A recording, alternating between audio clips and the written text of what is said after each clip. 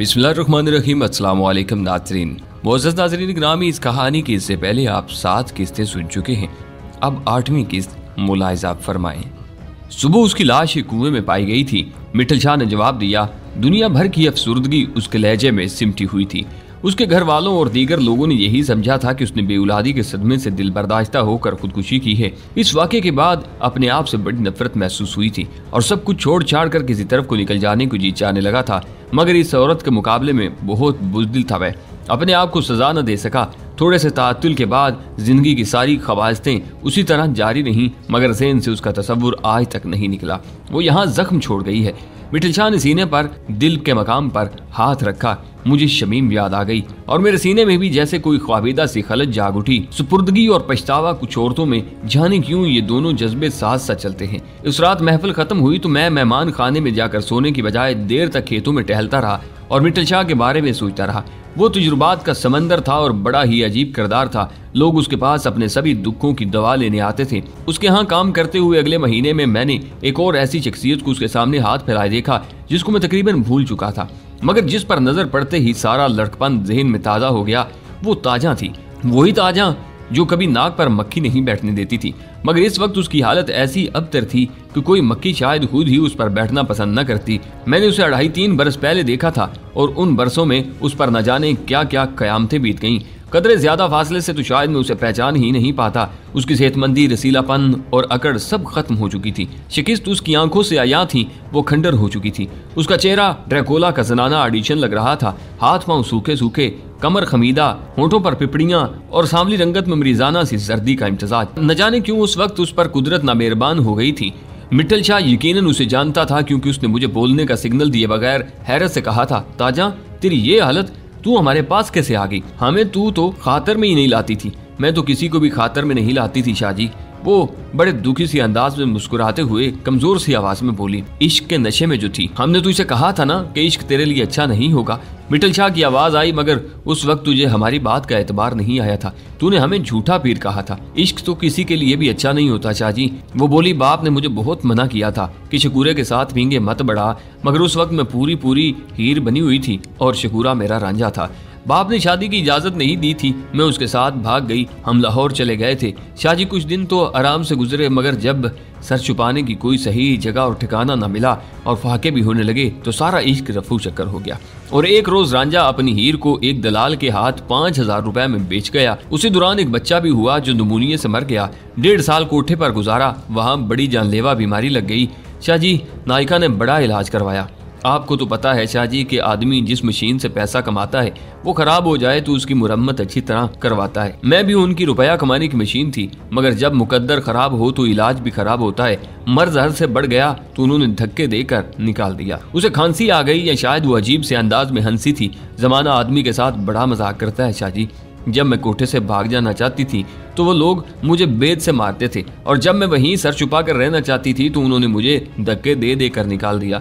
मैं बाप के पास वापस आ गई, मगर बाप भी मुझे नहीं रखता। मैं जबरदस्ती घर में घुसी पड़ी हूँ, मगर बाप सुबह शाम उठते बैठते कुड़ करता है, गालियां देता है। उसका रवैया देख के कभी कभी तो मुझे यकीन नहीं आता कि ये वही बाप है जो मेरे बचपन में मुझे सीने पर डालकर लोरी सुनाता था। वो एक बार फिर से अजीब से अंदाज में हंसकर खामोश हो गई और पांव के अंगूठे से कालीन को खरीदने लगी। कई लम्हे तक मिट्ठल शाह की आवाज न सुनाई दी। उसके पास आने वाले सभी लोग किसी न किसी एतबार से दुखियारे ही होते थे और रोजाना वो एक से बढ़कर एक दिलखराज दास्तान सुनता था और किसी से मुतासर नहीं होता था। सिर्फ अपने नजरानों का हिसाब देखता था, मगर इन चंद सादा से जुमलों ने शायद उसे भी अंदर से अथल पथल कर दिया था।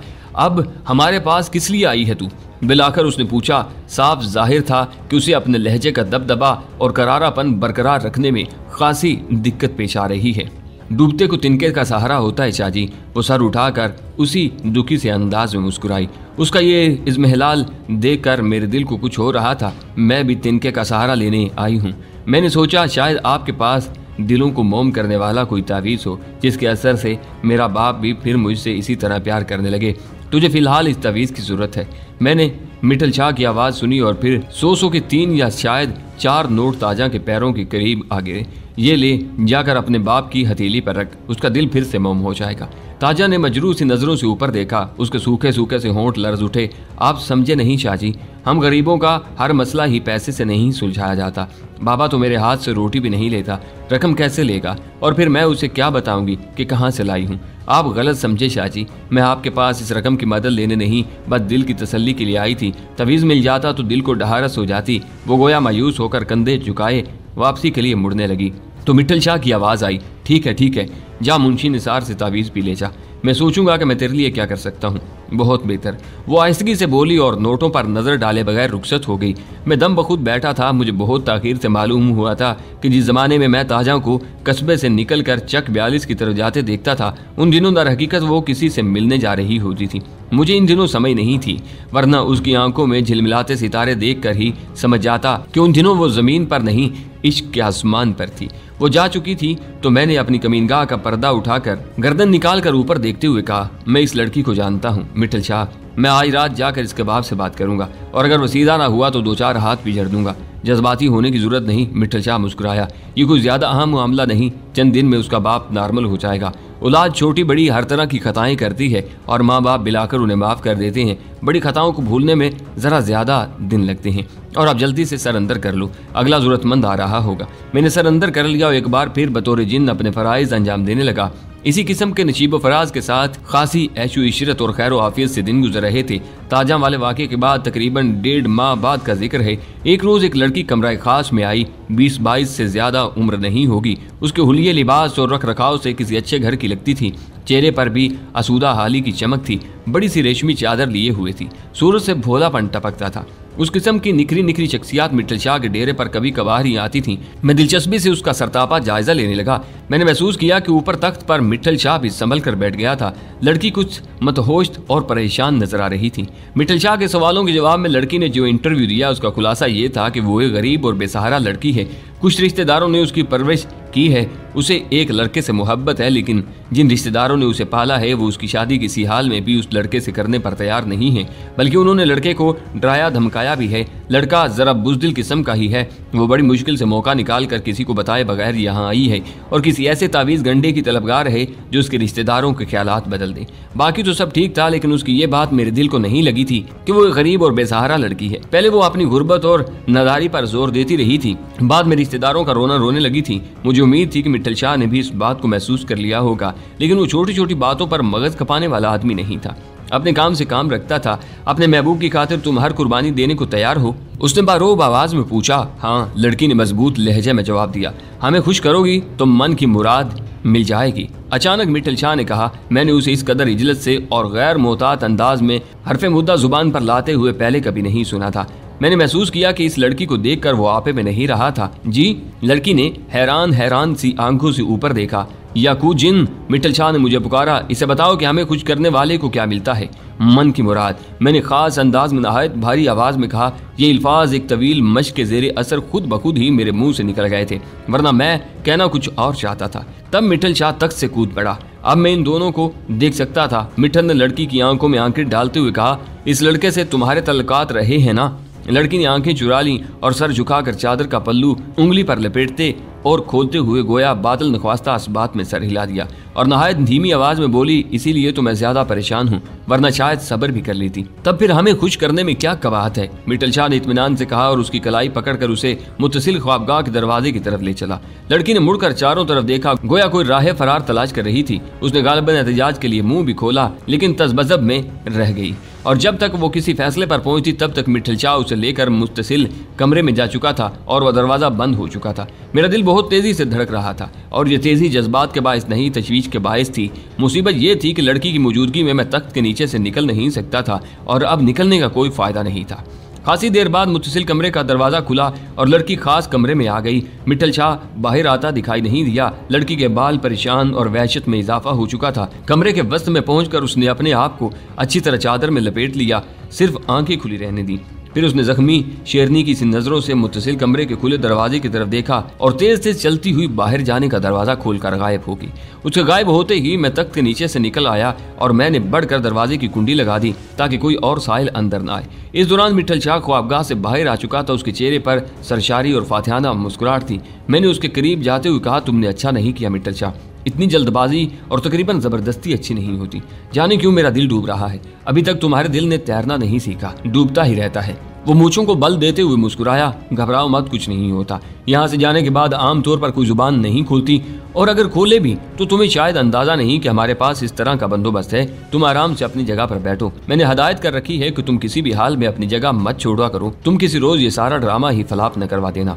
उसका इत्मीनान देखकर मैं भी मुतमईन हो गया और अपनी जगह पर जा बैठा। मिठल शाह ने कुंडी खोल दी और अपने तख्त पर बैठकर घंटी का बटन दबाकर अब्दुस्तार को सिग्नल दिया कि वो अगले साइल को अंदर भेज दे। मैं और मिठल शाह मिलजुल कर जरूरतमंदों की दिलजोई में लग गए। 1 घंटा गुजर गया तो मेरे दिल से अंदेशों के सारे साए झटने लगे और 2 घंटे बाद मैं इस वाक़े को तकरीबन भूल चुका था। और गालबन मिठल शाह की भी यही कैफियत थी। उस वक्त जबकि मैं एक साइल को अपनी खास जिन्नाती आवाज में कुछ हदायत दे रहा था कि अचानक दरवाजा इस तरह खुला जैसे किसी ने पूरी कुव्वत से उस पर लात रसीद की हो। एक बावर्ती पुलिस वाला अंदर आ गया। मैं उसे पहचानता था। वो इलाके का थानेदार था, लेकिन ये वो थानेदार नहीं था जिसने मेरे अब्बा जी के कत्ल की बेमिसल तफ्तीश के फराइज अंजाम दिए थे। ये नौजवान था और खासी बारोब शख्सियत का मालिक था, और इससे भी ज्यादा बारोब वो भारी रिवाल्वर था जो उसके हाथ में था। उसके पीछे 3 कांस्टेबल भी थे। उन्होंने भी बंदूकें उठाई हुई थी। मेरी आंखों के सामने अंधेरा छाने लगा। थानेदार ऐन मेरे सामने आ रुका और ऊपर मिठल शाह की तरफ देखते हुए गरजा, नीचे उतरो फ्राडिये, मैं तेरी पीरी फकीरी निकालता हूँ। मिठल शाह तख्त से कूद पड़ा। वो अगर घबरा चुका था तब भी ये बात उसके चेहरे से जाहिर नहीं थी। जुबान संभाल कर बात कर पुलिस की। मिठल शाह भी दहाड़ा, तुझे हमारे मर्तबे का इल्म नहीं, तुझे तेरे मर्तबे पर तो मैं अभी पहुंचाता हूँ। थानेदार ने कहा। मेरा मुकालमा अधूरा रह गया था और मैं माइक थामे दम बखुद बैठा था। मिठल शाह का साइल पुलिस को देखकर उल्टे कदमों कमरे से खिसक चुका था। मुझे गुमान भी नहीं था कि मिठल शाह के साथ साथ मैं भी बेनकाब हो चुका हूँ। थानेदार ने झुककर भारी से कपड़ा उलट दिया और बाएं हाथ से मेरा गिरबान पकड़कर मुझे बाहर घसीट लिया। उसने मेरे जिस्म के एक ऐसे हिस्से पर ठुड्डा रसीद किया जहाँ ठुड्डा खाना शुरफा कतन पसंद नहीं करते। उसी लम्हे मिठल शाह को जाने क्या सूझी, उसने बढ़कर थानेदार की ठोड़ी पर एक घूंसा रसीद कर दिया। थानेदार दूर जा गिरा और मिठल शाह के घूंसे ने गोया उसका सब्र जब्त खत्म कर दिया। उसने अंधाधुंध 2 फायर किए। फायरों की गूंज से दर दीवार लर्ज उठे थे। मैंने ये सोचकर आंखें बंद कर ली कि शायद मेरा इंतकाल पुरमलाल अमल में आ चुका है, लेकिन फिर मुझे ख्याल आया कि थानेदार के रिवाल्वर का रुख तो मेरी तरफ था ही नहीं। मैंने अपने जिस्म पर हाथ फेर कर अपनी सलामती का यकीन किया और मुतमिन होने के बाद आंखें खोलकर मिठल शाह की तरफ देखा। वो भी खैर आफियत ही से था, अलबत्ता काफी खौफजदा नजर आ रहा था। शायद कोई गोली उसे छूते हुए गुजर गई थी। थानेदार उठ खड़ा हुआ। उसके होंठों से खून की पतली सी लकीर थोड़ी तक आ गई थी, जिसे साफ करते हुए गजबनाक लहजे में बोला, ये घूंसा तुम्हें बहुत महंगा पड़ेगा। मेरे ख्याल में तो मिठल शाह को वो घूंसा चंद लम्हे पहले ही बहुत महंगा पड़ चुका था, बशर्ते के थानेदार का निशाना जरा सा ओछा होता। उसके रिवाल्वर की हालत बताती थी कि बरसा बरस से उसने गोली चलाने की जहमत नहीं की थी। थानेदार ने एक सिपाही को इशारा किया और उसने आगे बढ़कर मिठल शाह को हटकरियां लगा दी। मैं उस दौरान गैर इरादी तौर पर चौपालों की तरह दरवाजे की तरफ खिसकने की कोशिश कर रहा था, लेकिन थानेदार मेरी तरफ से गाफिल नहीं था। उसने एक बार फिर नहायत गैर शरीफाना अंदाज में मेरे जिस्म के ममनुआ इलाके पर ठोकर रसीद की। इस बार मुझे भी शदीद गुस्सा आया। दिल तो यही चाहा कि उठकर बदबख्त को जमीन पर दे मारूं, मगर उसी अंदेशे से बाज रहा कि इस बार भी अगर वो अपना आसार कदीमा किस्म का पिस्तौल इस्तेमाल कर बैठा और गोली निशाने पर लग गई तो ये गुंचा बिन खिले ही मुरझा जाएगा। मेरा ज़हन इस हकीकत को कबूल नहीं कर रहा था कि बैठे बिठाए यूं अचानक हमारा तख्ता भी उलट सकता है। यकीन मुझे मुकम्मल तौर पर उस वक्त आया जब मेरे हाथों में भी हथकड़ियां डाल दी गई थीं। ठोस और सर्द आहनी कड़ों के लम्स ने यक लक थी मेरी बेयकीनी रफा कर दी और मैं अनगिनत अंदेशों के एहसास से सुन होकर रह गया था। थानेदार ने नहायत हकारत से पहले मुझे और फिर मिठल शाह को दरवाजे की तरफ धकेला। हम बाहर आए तो अंदाजा हुआ कि हमारा तख्ता खासे मुनज़्ज़म अंदाज में उल्टाया गया था। वो लड़ाके और बॉडीगार्ड किस्म के गुर्गे जिनकी बंदूकें और पिस्तौल हर वक्त लोड रहते थे, चंद सिपाहियों के घेरे में बेबसी से बैठे थे। सिपाहियों की जंग कलूद से बंदूकें तो उनके लिए शायद इतनी अहमियत नहीं रखती थीं, लेकिन वर्दी की अहमियत बहरहाल मुसल्लम थी। बेबसी से ज्यादा वो कुछ तज़ब का शिकार नजर आ रहे थे, जैसे फैसला न कर पा रहे हों कि कोई जवाबी कार्रवाई करें या नहीं। उन्होंने सवालिया नजरों से मिठल शाह की तरफ देखा। मिठल शाह ने गालिबन आंखों ही आंखों में उन्हें सर तस्लीम खम की रखने का हुक्म दिया और वो अंडों पर बैठी हुई मुर्गियों की तरह बेहिस हरकत ही रहे। मिठल शाह का बाकी स्टाफ मसलन मुंशी अब्दुल सत्तार, मुंशी निसार अहमद और चाचा बरकत वगैरह कहीं नजर नहीं आ रहे थे। सिपाहियों ने गुर्गों को भी खड़े होने का इशारा किया। वो उस जहाजी साइज चारपाई से उतर आए जिस पर कस्बे की कबड्डी टीम चाहती तो कबड्डी खेल सकती थी। उनमें से सिर्फ एक के पास इस वक्त बंदूक नजर आ रही थी। बाकी गुर्गों के हथियार गालबन चारपाई के नीचे काठ कबाड़ में दबे हुए थे। ये लोग जब गपशप करने और हुक्का पीने और चारपाई पर बैठते थे तो हथियार नीचे ही रख देते थे। जिसके पास बंदूक मौजूद थी उसका नाम इरशाद था और वो एक तरह से चीफ गुर्गा था। मित्तल शाह के खुसूसी बॉडीगार्ड के फराइज अंजाम देता था। हम सब एक जगह इकट्ठे हुए तो एक छोटा सा जुलूस तैयार हो गया। थानेदार ने आज शायद हमारा जुलूस ही निकालने का तहिया कर लिया था। उसने हमें हवेली के सदर दरवाजे की तरफ चलने का इशारा किया तो चीफ गुर्गा इरशाद मुदबाना लहजे में थानेदार से मुखातिब हुआ। हमें किस जुर्म में पकड़ा जा रहा है माई बाप? हम तो यहाँ तावीज लेने आए हुए थे। थानेदार ने पहले तो उसे एक नहायत गंदी सी गाली दी, फिर उसके सीने पर बेद रसीद करते हुए कहा, अब तुम थाने चलकर मुझसे तावीज लेना। मैं तुम्हें ऐसा तावीज दूंगा कि सारी उम्र तुम्हें कोई तकलीफ नहीं होगी। इरशाद के चौड़े चिकले और ठोस सीने पर बेद की सरब का कोई असर नहीं हुआ था। वो पलकें झपकाए बगैर थानेदार की आंखों में झांकते हुए बोला, मैं सच कह रहा हूँ जी, हम लोग तो पीर साहब से तावीज लेने आए थे। ये कोई जुर्म तो नहीं है ना जी? थाने जाते वक्त इंसान को इसका जुर्म तो पता होना चाहिए ना जी? क्या मैं झूठ कह रहा हूँ? वो गया एक एक लफ्ज पर जोर दे रहा था। मुझे मालूम है। नौजवान थानेदार इस बात में सर हिलाते हुए बोला कि तुम बदमाशों का टोला बड़ा मुनज्जम और मजबूत है, तुम्हें कानूनी पुष्टपनाही का ज़ौम भी है और बदमाशी का तकब्बुर भी, लेकिन मैं तुम्हारी सारी अकड़ फूं निकाल दूंगा। फिर उसने बेद से इरशाद की बंदूक को छूते हुए कहा, इस बंदूक का लाइसेंस है तुम्हारे पास? बंदूक? इरशाद ने नहायत हैरत से अपने कंधे से लटकी हुई बंदूक की तरफ देखा, गोया अब तक उसकी मौजूदगी से लाइल्म रहा हो।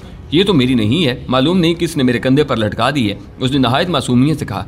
मुझे अंदेशा था कि थानेदार गर्मी खाकर वहीं उसकी खोपड़ी न खोल दे, मगर खिलाफे तवक्का थानेदार उसे गहरी नजरों से घूरने लगा, जैसे नजरों ही नजरों में तोल रहा हो। बिलाकर वो दांत पीस कर बोला, तुम चलो तो सही काका, मैं तुम्हें बताता हूँ कि कंधे पर राइफल लटका कर दूध पीता बच्चा कैसे बनते हैं। अच्छा माई बाप। इरशाद ने सादतमंदी से सर झुकाकर कहा, जैसे तुम्हारी मर्जी। हम हवेली से बाहर आए तो 2 तांगे तैयार खड़े थे। थानेदार ने हमें एक तांगे में बैठने का इशारा किया। मित्तल शाह ने धीमी आवाज में कहा, थानेदार साहब, उधर मेरी जीप खड़ी है, हमें उसमें ले चलो, बाकी लोग तांगे में आ जाएंगे। तुम्हारा ही तो मैंने कस्बे वालों को दीदार कराना है। थानेदार बोला, इसलिए तुम्हें तांगे में चलना पड़ेगा, बाकी लोगों की तो मुझे कोई परवाह नहीं, वो तो बेशक बुर्का पहनकर थाने आ जाएं। थानेदार मित्तल शाह से कुछ ज्यादा ही खार खाए हुए था। उसने हमें अगले तांगे की अगली नशिस्त पर बिठाया और खुद एक सिपाही के साथ पिछली नशिस्त पर बैठने लगा। दफातन मैंने चारों गुर्गों को नहायत तेजी से हरकत में आते देखा। जिसामत के एतबार से वो हाथी थे, मगर चीते किसी फुर्ती से मुख्तलिफ समतों में दौड़ पड़े थे, और वो सिपाही जो उन्हें घेरे में लिए हुए थे जमीन पर कलाबाजियां खाते नजर आ रहे थे। जब तक थानेदार को सूरत हाल का अंदाजा हुआ और सिपाही सीधे खड़े होने में कामयाब हुए, तब तक चारों गुर्गे गायब हो चुके थे। कोई फसलों में घुसकर गायब हो गया था, कोई मज़ारों के मकानों के अक्ब में गायब हो गया था, और कोई छलावे की तरह किसी समत में दौड़ रहा था, और फिर उस रास्ते पर सिर्फ खाक की उड़ती नजर आई थी। वो खुद न जाने कहाँ गायब हो गया था। मैं उन चारों को नहायत सुस्त इंसान समझता था और मेरा ख्याल था कि उन्हें दिन रात पड़े ईंटते रहने और खाने पीने के सिवा कोई काम नहीं आता, और जरूरत पड़ने पर वो आसानी से हिल भी नहीं सकते। मगर उस वक्त तो उन्होंने मुझे हैरान कर दिया था। सिपाहियों ने बमुश्किल अपनी गिरी हुई बंदूकें उठाई, फिर उनके नंबर देखकर एक दूसरे पर चीखने लगे, अमामदीन, ये तो तेरी बंदूक है। ओए, अमामदीन की बंदूक तो मेरे पास है, वो तो शरीफे की है, और मेरी बंदूक किसके पास है? दूसरे सिपाही की आवाज आई। वो शायद काफी देर तक बंदूकों के तबादले के सिलसिले में चीखों पुकार करते रहते। थानेदार ने डपट कर उन्हें चुप कराया और बरहमी से बोला, तुमने उन लोगों पर गोली क्यों नहीं चलाई? बंदूकें हमारे हाथों में रही कहाँ थी सर? एक सिपाही ने मोदबाना लहजे में कहा, और फिर आपने फायर का आर्डर भी नहीं दिया था। फिर उसने ऐसी नजरों से थानेदार के रिवाल्वर और फिर उसके चेहरे की तरफ देखा जैसे कह रहा हो, आपके पास भी तो रिवाल्वर मौजूद था, आपने क्यों गोली नहीं चलाई? थानेदार ने उसकी नजरों का मतलब समझकर मित्तल शाह की तरफ इशारा करते हुए कहा, मेरी सारी तवज्जो तो गुरु की तरफ थी। फिर वो गोया बात खत्म करते हुए बोला, खैर कोई बात नहीं, गुरु हमारे कब्जे में है तो चेले खुद ब खुद आ जाएंगे। फिर उसने मुझे और मित्तल शाह को शोलावार नजरों से घूरा और कोचबान को तांगा चलाने का हुक्म दिया। चारों सिपाही दूसरे तांगे में बैठ गए थे। बड़ा इबरतनाक मंजर था। जिधर जिधर से भी हम गुजरते, रास्ते के दोनों तरफ लोगों का हजूम था। मैं और मित्तल शाह तांगे की अगली नशिस्त पर हथकड़ियां पहने सर झुकाए बैठे थे। मैं सिर उठाकर किसी तरफ देखने की जुरात नहीं कर पा रहा था, लेकिन मुझे एहसास था कि 2 रोइया खड़े हुए लोगों में मेरे तमाम शनासा और चचा चाची वगैरह भी शामिल थे। कस्बे में जैसे आनन फानन हमारी गिरफ्तारी की खबर फैल चुकी थी और सब ही हमारी रसवाई का गवाह बनने के लिए आ गए थे। गनीमत यह था कि सब दम बखुद से खड़े थे, वरना क्या बात था कि जो लोग कल तक फरते एहतराम से मित्तल शाह के सामने आंख नहीं उठाते थे, आज हम पर संगबारी शुरू कर देते।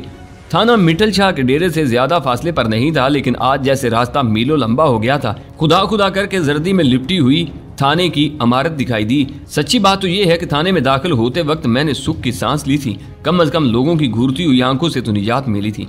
मैंने मिट्ठल शाह की तरफ देखा। वो अब बिल्कुल पुरसकून और पुरएतमाद नजर आ रहा था, बल्कि शायद किसी कदर गुस्से में भी था।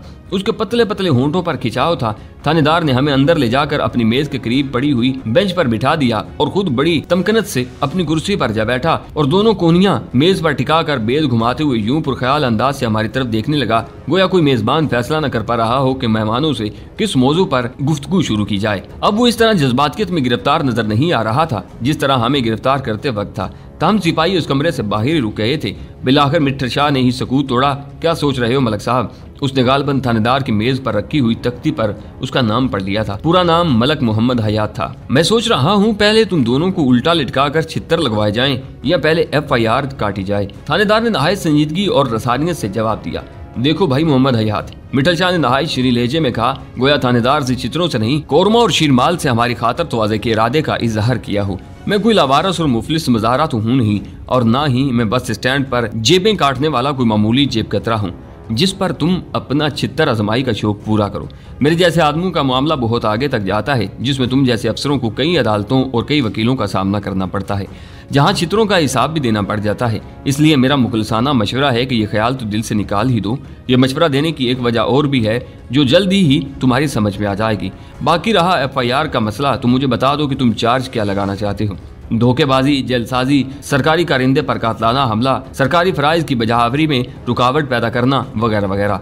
8-10 दफात तो सोच ली हैं मैंने तुम्हारे लिए, थानेदार ने बताया। मिट्ठल शाह ने गोया इत्मीनान की सांस ली। थानेदार फौरन बोला, तुम्हें शायद खुशी हो रही है कि मैंने जना बिल जबर का जिक्र क्यों नहीं किया। मैं बनाना तो यही केस चाहता था, लेकिन मसला ये है कि मैं उस लड़की को अदालत में खींचना नहीं चाहता और ना ही उसकी तस्वीर अखबारों में छपते देखना चाहता हूँ, क्योंकि वो मेरे वाकिफकारों की लड़की है। बहरहाल उसके बगैर भी मैं तुम्हें ऐसा सबक सिखाऊंगा कि तुम इस धंधे से तौबा कर लोगे। तौबा तो मैं वैसे ही करने को तैयार हूँ भाई मोहम्मद हयात, मिट्ठल शाह ने बड़े खुलूस से कहा, बल्कि यूं समझो कि तौबा कर ही चुका हूँ। अब इस इलाके में धंधा चलने का इम्कान ही क्या रह गया है। मुंह दिखाने के काबिल तो छोड़ा नहीं तुमने, इसलिए अब ये नो उम्र छोकरों वाली जज्बाती गुफ्तगू तो छोड़ो। तुम्हें भी अच्छी तरह मालूम है कि जो जराइम तुम गनवा रहे हो उन्हें अगर तुम साबित करने में भी कामयाब हो गए तभी मुझे चंद महीने से ज्यादा सजा नहीं होगी, और इससे कहीं ज्यादा लंबे अरसे तक तुम भी अदालतों में घसीटते रहोगे और हम भी। इसलिए अकल से काम लो और लेने की बात करो। लेने देने का मरला गुजर गया है। थानेदार मुलामत से बोला, सारे कस्बे को तुम्हारी गिरफ्तारी का इल्म है। वो जो एक खुदाई फौजदार किस्म का अखबारी नुमाइंदा है जिसने सारे अखबारों की नुमाइंदगी का ठेका ले रखा है, वो भी दौड़ा आ रहा होगा। मैं किस किस का मुंह बंद करूंगा। थानेदार का रवैया मुकम्मल तौर पर मुसालिहाना हो चुका था और वो अब बड़े सब्र सुकून से मुज़ाकरात पर उतर आया था। मुझे उसके तर्ज अमल की ये तब्दीली बहुत ही अजीब लग रही थी।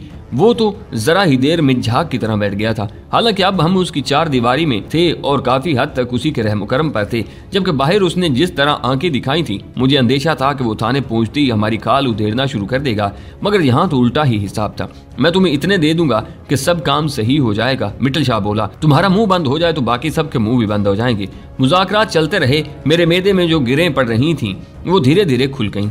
मुज़ाकरात बिलाकर कामयाबी से इख्तिताम पजीर हुए। 50,000 पर सौदा तय पाया। तहम थानेदार ने 2 शर्तें रखी। पहली ये कि एक रात हमें बहरहाल हवालात में रहना पड़ेगा, अलल सुबह वो हमें छोड़ देगा, ताकि तासर यही पैदा हो कि हम जमानत पर रिहा हुए हैं। दूसरी शर्त ये थी कि मिट्ठल शाह आइंदा उस इलाके में सूरत नहीं दिखाएगा, कम अज कम उस वक्त तक कहीं गोशा नशीं रहेगा जब तक थानेदार का तबादला नहीं हो जाता। ये शर्त रखने की तो जरूरत ही नहीं। मिट्ठल शाह थकन अमेज लहजे में बोला, मैं तो पहले ही कह चुका हूँ कि हम शक्ल दिखाने के काबिल ही कब रहे हैं। फिर उसने थानेदार की इजाजत से एक सिपाही को डेरे पर भिजवाया कि जाकर किसी को भी पैगाम दे आए कि सुबह से पहले मतलूबा रकम थाने पहुंचा दी जाए। उसके बाद थानेदार ने अजराह करम हमें हवालात की बजाय ऊपर एक कमरे में भिजवा दिया जहाँ 2 बिस्तर लगे हुए थे और ट्रंक वगैरह भी पड़ा हुआ था। शायद वहाँ को पुलिस वाला ही रहता था। मिट्ठल शाह बहुत उदास नजर आ रहा था। मैंने तो खलिया मुयस्सर आने के बावजूद उससे बातें शुरू नहीं की और सोने की कोशिश करने लगा। जाने क्यों मैं इस बुरी तरह थका हुआ था जैसे सख्त मुशक्कत की हो।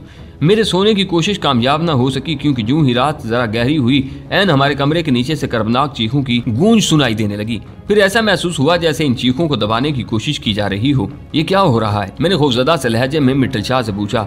ये तफ्तीश हो रही है। मिट्ठल शाह ने तल्ख लहजे में कहा, अगर हमारे पास पैसे का झुर्लू ना होता तो इस वक्त हम भी इसी तरह जेर तफ्तीश होते। फिर वो बेजारी अमेज अंदाज में करवट बदल कर लेट गया। उसका तो मुझे मालूम नहीं, लेकिन मैं 1 मिनट के लिए भी ना सो सका। थानेदार अपने घर चला गया था, लेकिन आधी रात के करीब वो हमारे कमरे में आ गया। बड़ा खुश नजर आ रहा था। मूंछों को बल देते हुए बोला, तुम्हारा आदमी रकम लेकर आ गया है, अगर चाहो तो तुम इसी वक्त जा सकती हो। हम उसके साथ नीचे आए। मुंशी अब्दुस्तार एक ब्रीफ केस गोद में रखे थानेदार की मेज के करीब ही बैठा था। मिठल शाह को देखकर वो एहतरामन उठ खड़ा हुआ था। आपको कोई तकलीफ तो नहीं हुई सरकार? उसने मुदवाना लहजे में पूछा। फिर जवाब का इंतजार किए बगैर बोला, मैं जरा वकील साहब को इतला करने शहर चला गया था। उन्होंने सुबह हबस बेजा की दरख्वास्त दायर करने की तमाम तैयारियां मुकम्मल कर ली थी, लेकिन वहीं मुझे रकम की बाबत पैगाम मिला। अच्छा हुआ ये सारा मामला खुश असलूबी से तय पा गया। काम तो दूसरी तरह भी हो ही जाता, लेकिन हमारे सामने मसला ये था कि आपको जरा सी भी तकलीफ न हो। बहरहाल जो हुआ सो ठीक हुआ। मिठल शाह ने बेजारी अमेज लहजे में कहा,